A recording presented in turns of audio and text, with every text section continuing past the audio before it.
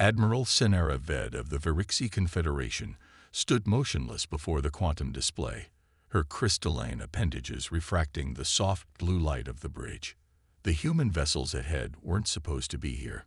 More importantly, they weren't supposed to exist at all.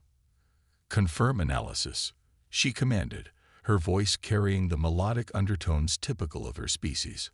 "Are you certain these are military vessels?" Her chief tactical officer, Naren, manipulated the holographic controls with practiced precision. "Confirmed, Admiral. Though military might be a generous term, these vessels appear to be retrofitted cargo haulers." The human ships before them were indeed a stark contrast to the sleek, biomechanical perfection of the Virixi fleet. Where Confederation vessels seamlessly blended crystal and living metal, the human ships were angular, crude, and appeared to be held together by nothing more sophisticated than welded plates and rivets. "They're hailing us," Naren reported, surprise evident in his harmonic voice. "Display," Senara ordered, straightening her crystalline form to its full height. The quantum display shimmered, revealing the human female in what appeared to be a simple pressure suit. No ceremonial adornments, no indication of rank beyond a small patch on her shoulder. The human's face was weathered, with lines around the eyes that Senara had learned indicated significant age in their species. "This is Captain Sarah Chen of the Earth Defense Force. You are in violation of Sol's outer boundary zone. Withdraw your fleet immediately." Senara felt her crystalline structure vibrate with amusement. "I am Admiral Senara Ved of the Virixi Confederation.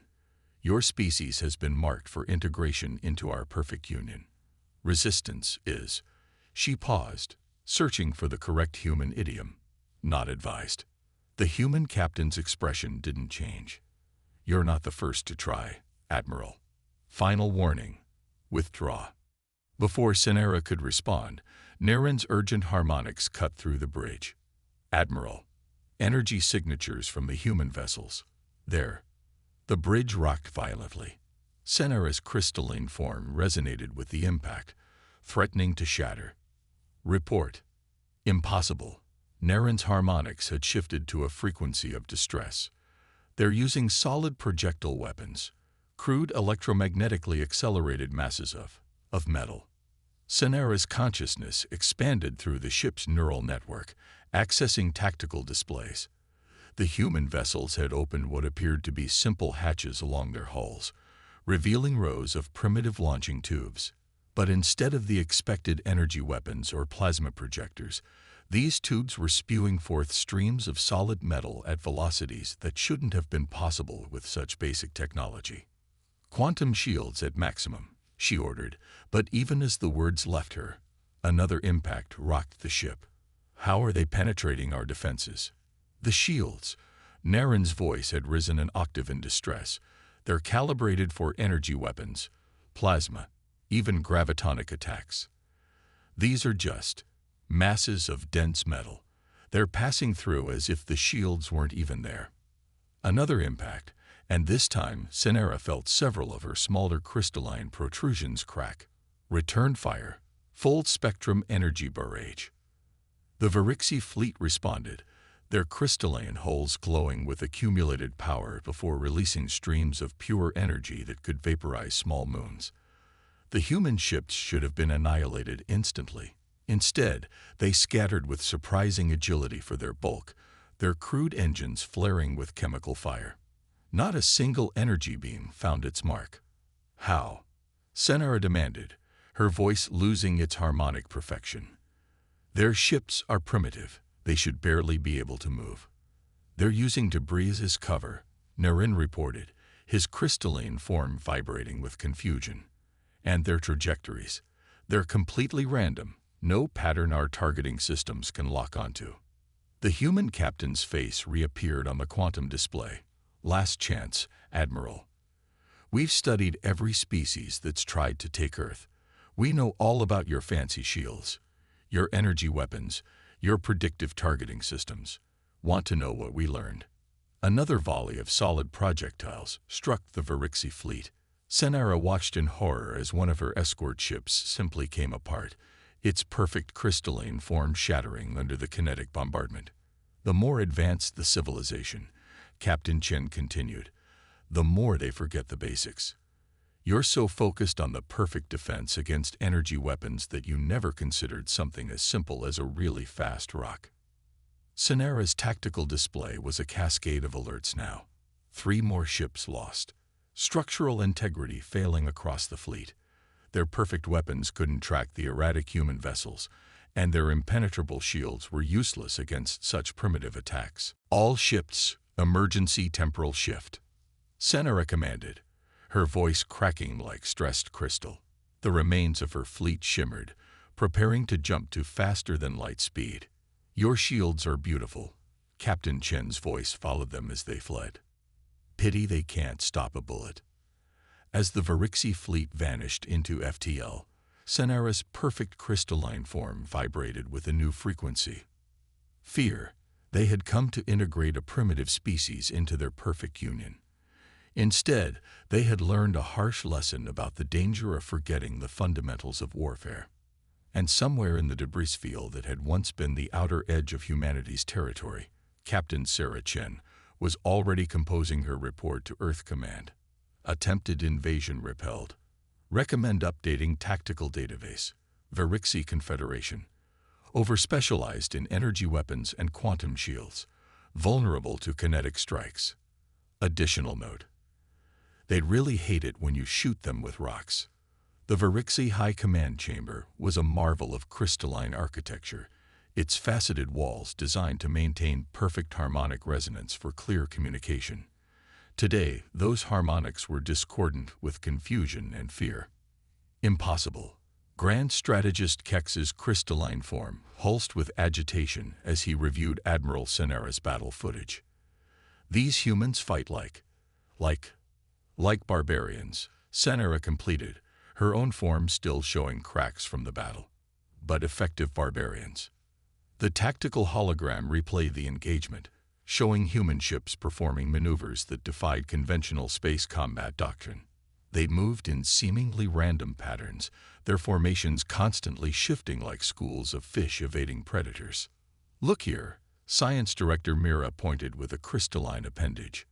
When our targeting systems achieve partial lock, they don't just evade. They actively create interference.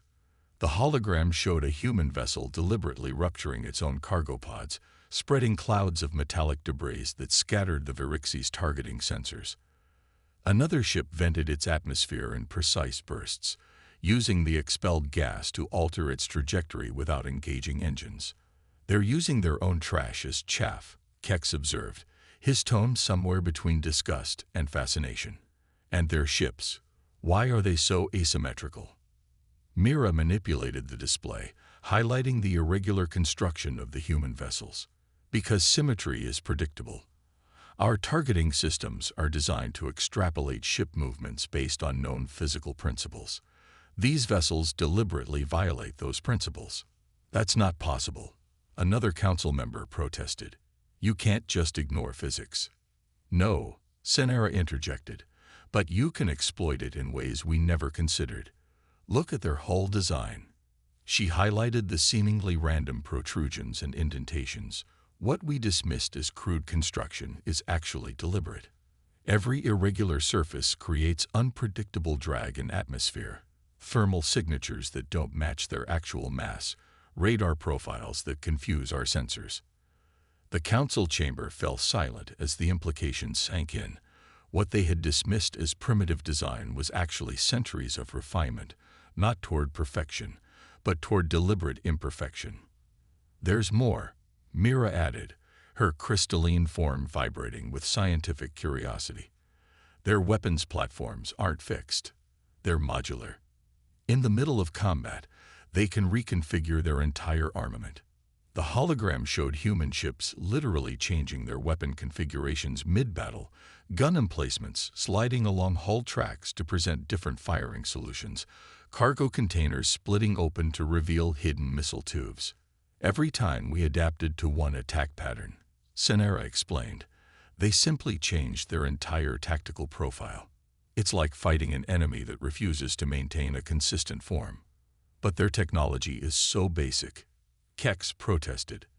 They're still using chemical propellants, physical projectiles, primitive radio waves. And that's precisely why our standard countermeasures are useless. Mira concluded. We designed our defenses to stop the weapons we would use. Energy beams, plasma torrents, quantum disruption fields. But these humans, she manipulated the display again, showing the devastating effects of simple kinetic impacts. They're using physics itself as a weapon. A new alert chimed through the chamber. One of the council members accessed the incoming data, their crystalline form immediately dulling with concern. We're detecting multiple human fleet movements. They're pushing outward, probing our border territories. Senera felt her crystal matrix vibrate with apprehension. They're not just defending. They're learning our capabilities, testing our responses. Surely they can't mean to.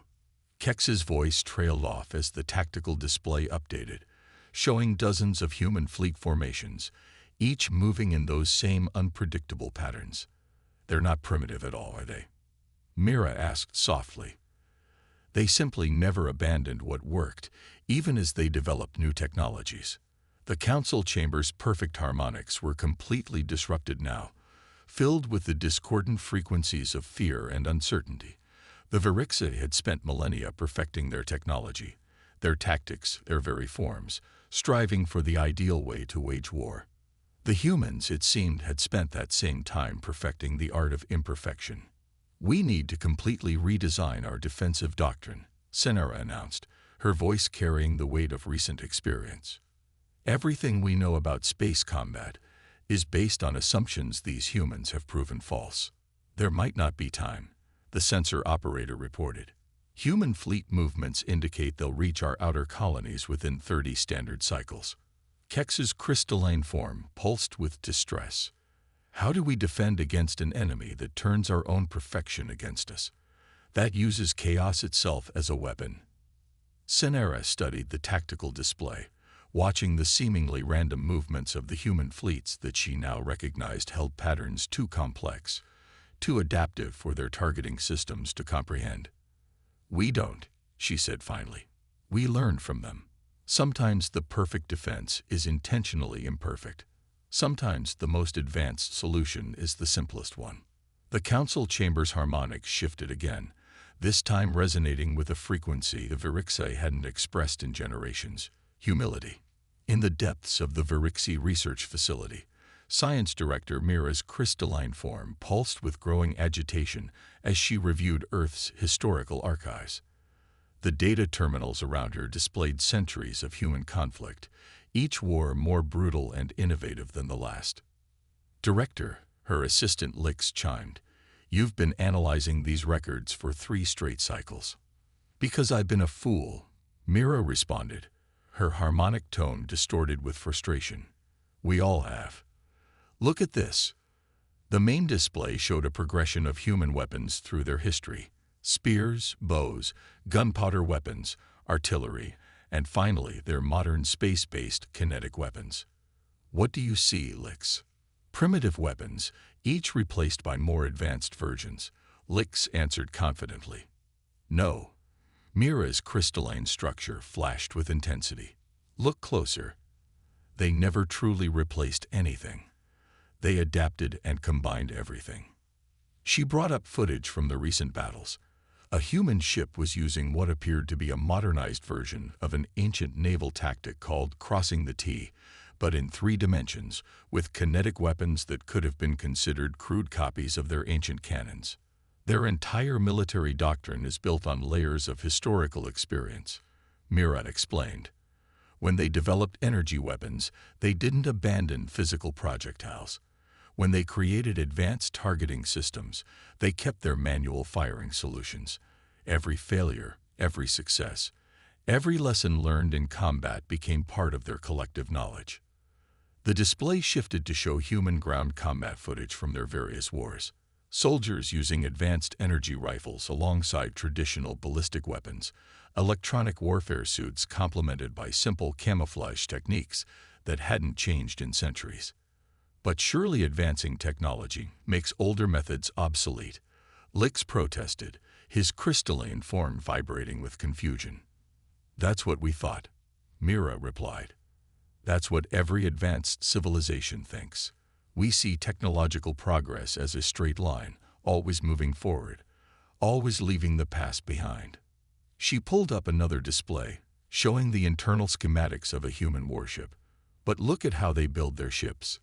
The hull design incorporates principles from their ancient ocean-going vessels. Their targeting systems still include manual overrides based on techniques developed for primitive artillery. But why maintain such outdated systems? Because they've learned something we forgot." Mira's voice resonated with revelation. "They've learned that every technology, no matter how advanced, has weaknesses, and often the solution to those weaknesses lies in the past." She brought up battle footage showing human ships deliberately powering down their advanced systems, reverting to what the Virixi had dismissed as backup systems. But those backups were actually complementary systems, designed to work when their more advanced technology was compromised. Here, she pointed to a particular engagement. When our quantum disruption fields knocked out their advanced targeting computers, they switched to optical targeting systems based on technology hundreds of years old. When we jammed their communications, they used light signals like their ancient naval vessels. Every piece of technology they use, from the most advanced to the most basic, serves a specific purpose. Lix studied the displays, his crystalline structure slowly pulsing as understanding dawned. "They're not primitive at all, are they?" "No," Mira agreed. "There's something far more dangerous. They're pragmatic. They don't care about the elegance of a solution, only its effectiveness. And they never, ever throw away a tool that might still be useful." New data streamed across the displays, showing human fleets advancing through Virixi space. Each engagement revealed new combinations of old and new technology, each defeat adding to the growing evidence that the Confederation had critically misunderstood the nature of technological progress. "We built our civilization on the pursuit of perfection," Mira continued, her voice carrying a new harmonic of respect. "Each advancement was designed to be perfect, flawless, superior to what came before. But the humans," she gestured at the battle footage, "they built their civilization on adaptation. They don't seek perfection. They seek effectiveness. Every technology they develop is designed to work alongside what they already have, not replace it." A priority alert chimed through the facility. Another Virixi fleet had encountered human forces. The battle was brief, brutal, and ended in another human victory. "They're not just fighting us with their weapons," Mira realized, watching the footage. "They're fighting us with their entire history, every war they've fought, every lesson they've learned, every adaptation they've made. It's all there in their tactics, their technology, their strategy." "How do we counter that?" Lix asked, his crystalline form dulled with concern. Mira's response carried a harmonic of grim determination. "We start by understanding that progress isn't about replacement. It's about integration. These humans have thousands of years of combat experience, and they've kept every useful lesson, every effective technique, every practical solution. While we were pursuing perfection, they were pursuing survival, and they're very, very good at it." The displays showed more human fleets advancing, each one a testament to centuries of warfare, adaptation, and survival. The Virixi Confederation had built its military on the assumption that advanced technology would always triumph over primitive solutions. The humans were proving that assumption dangerously wrong.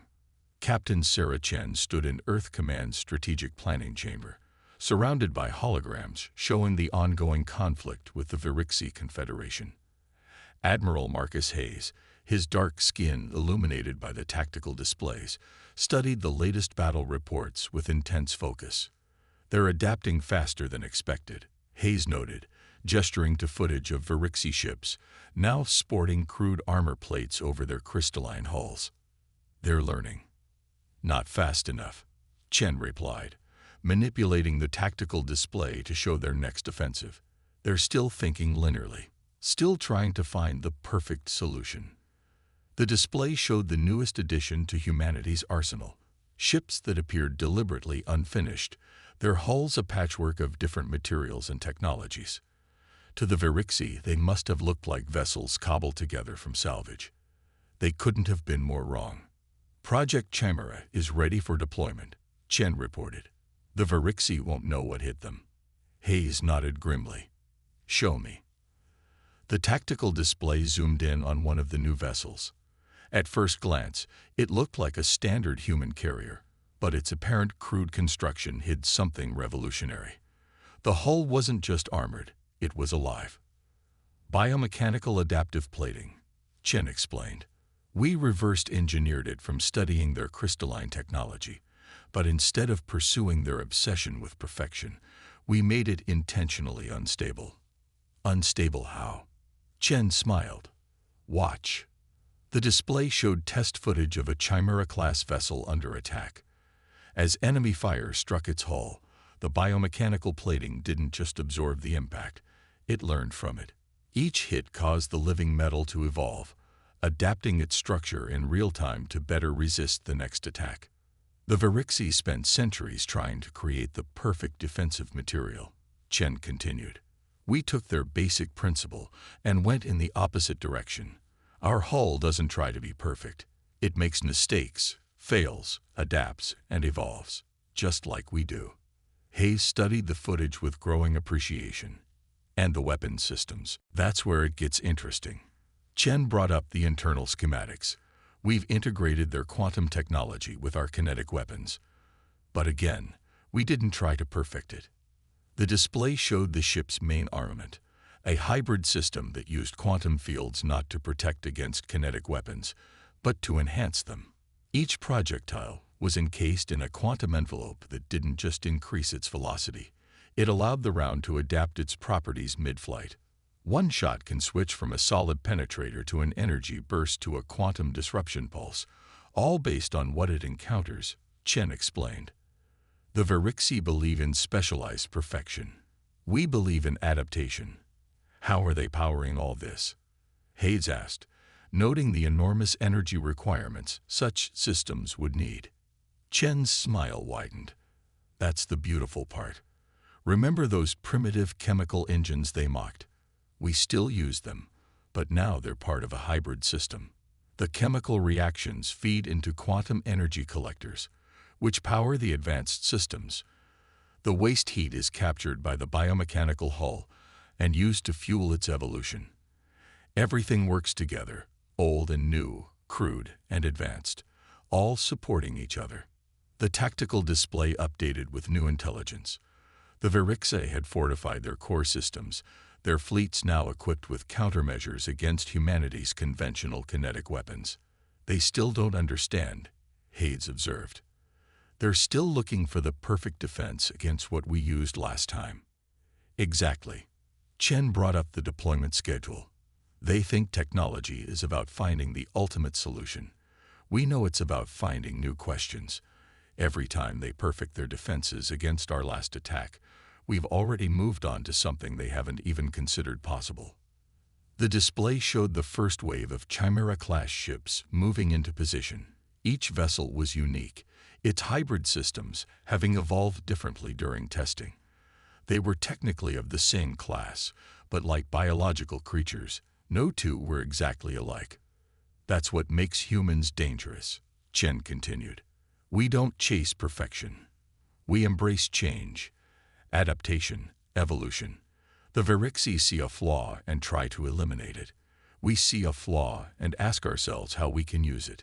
Hayes studied the deployment plan, noting how each Chimera ship was paired with conventional vessels in seemingly random formations. They'll be expecting another kinetic assault. And they'll get one, Chen confirmed, but not like anything they've seen before.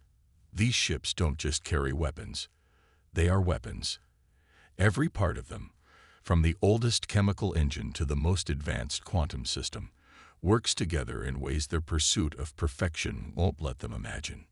New alerts flashed across the tactical display. The Verixi had detected the approaching fleet. Their responses were textbook perfect, their formations flawless, their defenses aligned to counter every weapon humanity had previously deployed. They weren't ready for what was coming. They couldn't be. They were still fighting the last war, seeking the perfect counter to known threats. They had yet to learn humanity's most crucial lesson. In warfare, as in evolution, perfection is the enemy of survival. The Chimera fleet accelerated toward their targets, each ship already beginning to evolve, adapt, and change. The next phase of the war was about to begin, and with it, a demonstration of humanity's true technological philosophy. The perfect weapon isn't the most advanced or the most primitive, it's the one that never stops evolving. The space around the Virixi homeworld crystalline star blazed with warfare unlike anything either species had ever witnessed. Admiral Senera Ved, her crystalline form now augmented with adaptive human-inspired modifications, watched the battle unfold with a mixture of horror and awe. The Chimera ships, her tactical officer reported, they're evolving faster than our predictive matrices can analyze. Before them, the human fleet's Chimera-class vessels were undergoing constant transformation. Their hybrid hulls shifted and flowed like liquid metal, but with the structural complexity of living crystal. Each evolution incorporated elements of Virixi technology, but twisted and reimagined in ways that defied their understanding of physical laws. Multiple quantum signatures, Naren announced, his crystalline form vibrating with stress. They're using our own quantum fields as catalysts for their evolution. Captain Chen's voice cut through their command channel, calm and almost conversational. Impressive adaptations to your defenses, Admiral, but you're still thinking like the Virixi, still trying to perfect your response to our last attack. A Chimera ship accelerated toward Senera's command vessel. Its hull seemed to ripple, quantum fields interacting with its biomechanical surface in ways that shouldn't have been possible. The vessel wasn't just adapting to their defenses, it was incorporating them, learning from them, evolving beyond them. This isn't warfare, Senera realized, her voice carrying harmonics of revelation. This is evolution weaponized. Finally, Chen replied, you're beginning to understand. The Chimera ship unleashed its hybrid weapons. Kinetic rounds sheathed in quantum fields struck Virixi shields, but instead of trying to penetrate them, the projectiles merged with the defensive fields. Each impact caused cascading mutations in both attack and defense, creating new forms of warfare with every passing second. We can't calculate their attack patterns, Naren reported desperately. Every shot, every maneuver. They're not following any tactical doctrine. They're creating new ones in real time. Senera watched as her perfect fleet, the pinnacle of Virixi military technology, struggled against an enemy that refused to remain static long enough to counter. The humans hadn't just combined old and new technology. They created something entirely new, warfare that evolved as it was waged. The Chimera ships, her science officer reported, they're not just copying our technology. They're dreaming up new ways to use it, ways we never imagined possible. Chen's voice returned, now tinged with something like sympathy. You spent centuries trying to perfect your understanding of the universe. We spent that time learning to reimagine it. Every limitation you accepted, every law you thought immutable, we saw them as challenges to overcome. The battle continued to transform around them. Human ships merged quantum physics with crude chemical reactions, creating hybrid drive systems that defied conventional spacetime. Their weapons combined the simplest ballistic principles with the most advanced quantum mechanics, each shot carrying the weight of humanity's entire technological history. You can still surrender, Chen offered. We're not here to destroy you. We're here to teach you.